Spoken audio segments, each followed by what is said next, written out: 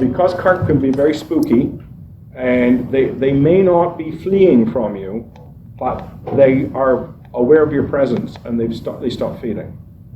And the trick with carp, to be able to approach them close enough to fish to them with accuracy, which is really required with carp, you have to be very accurate.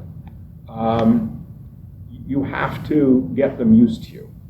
So what I often do, if I know where carp hold in the Grand, and you get to know where they hold, let's say you guys are the carp, well, here's where I'm fishing.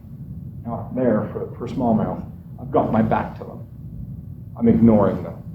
And what does predator do? That's predator behavior. They're probably the smartest fish in our rivers. And they know what predator behavior looks like. And if I'm coming in like this, I'm stalking them. Bang, they stop feeding, they stop everything. And what's really interesting to watch their behavior is I'll be like this, just fishing for smallmouth, just ignoring them. And I'll see one or two just peel off from the pod, and they'll come like within 5 or 6 feet of me.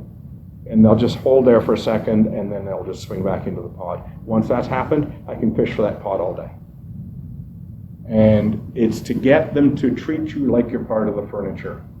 Once they know you're there and you're harmless, you're not doing anything, they go back to feeding, and that's when you start banging fish. If you just walk up to carp and start casting to them, that's exactly what happens.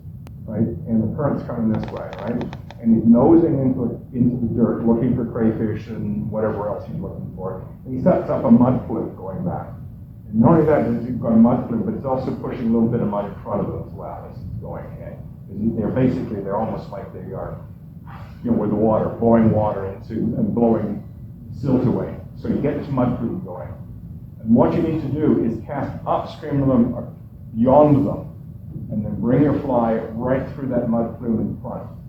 And what they're looking for is they're looking for something in that puff of water to suddenly flee. And I've had them, I'll put a crayfish and I'll have to chase that fly 10, 15 feet. Okay.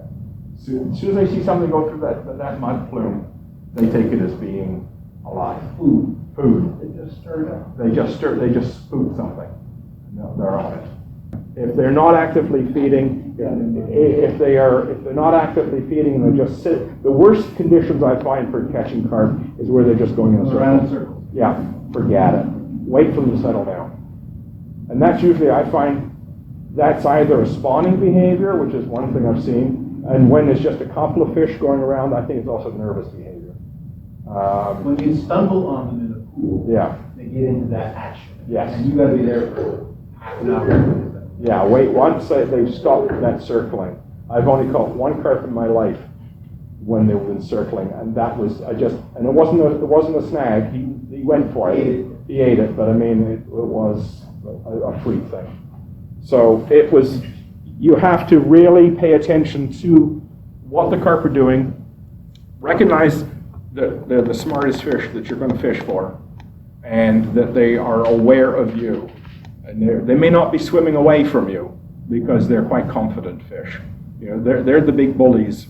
I mean, carp don't have, once they grow to a certain size, nothing eats them, right? So they're not worried about anything.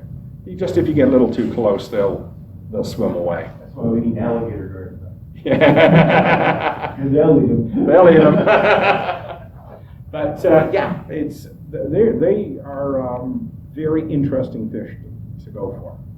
And if you get half a dozen in a day, I don't think I've ever hit half a dozen in a day. I think 4 or 5 has been my maximum.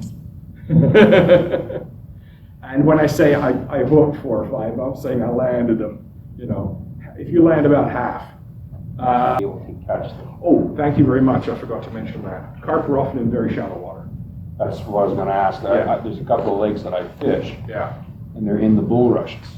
Yes. And Yes. there's just tons of them in Yes. there, but I can't get them to come out. No. Often, where I'm fishing in the river, there's not much in the way of weeds, so they're just holding in spots that they feel comfortable in, and the water holding it is probably not much deeper than that.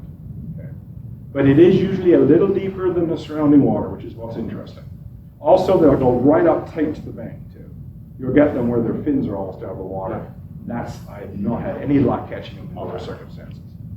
It's not saying you can't catch them. The problem is approaching them and seeing them before they bugger off.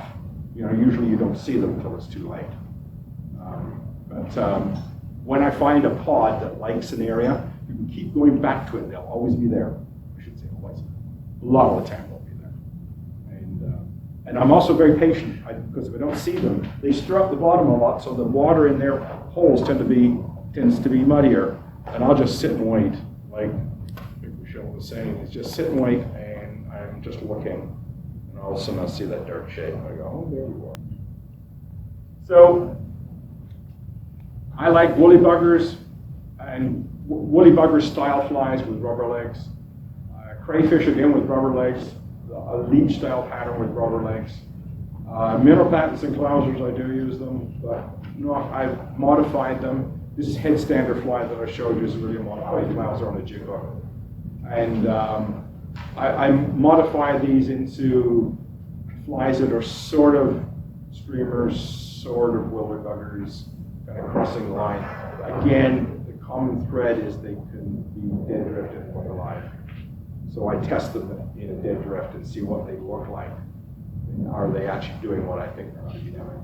Rubber legs on a clouser? Pardon? Would you put rubber legs on a clouser? I never thought of that. No, you don't see why not. I mean, this is essentially a clouser with the rubber legs, except instead of using bucktail, I'm using rabbit, but it's still a clouser. So you're combining. Yeah, as I'm saying, I'm blurring the lines between the types of flies. Making a little more stability of movement than a hair. Yeah. Because, and the other thing too is, you put this through the water. I brought some clousers with me. I mean, it's a nice fly. It's a good imitation of a small bass. You put that through the water, dead drifted, it's garbage. That kind of thing. But that head stander fly, dead drifted, they'll bang it. So it gives me more presentation options to fish something like that head stander fly over a standard streamer, which forces me to strip it. And now I'm into sinking lines to get this thing close to the bottom, and all the rest of it. So, and then the odds of me picking up a good sized fish are reduced. I'm not saying eliminated, just reduced. A little trick I use when I got a streamer like that, bead head or a cone head, put a half hitch behind feed. Yeah, that would work, yeah. Another thing which really works well with clousers is a non-slip loop knot. So what happens as soon as it hits the water, it goes like that. Because the loop allows it to pivot straight down. It's a way to get your clousers as deep as possible. So, and also when you start moving them erratically, that loop really allows them to dart and dive.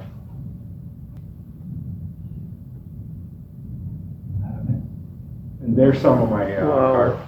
The one on the boga grip is 40 pounds.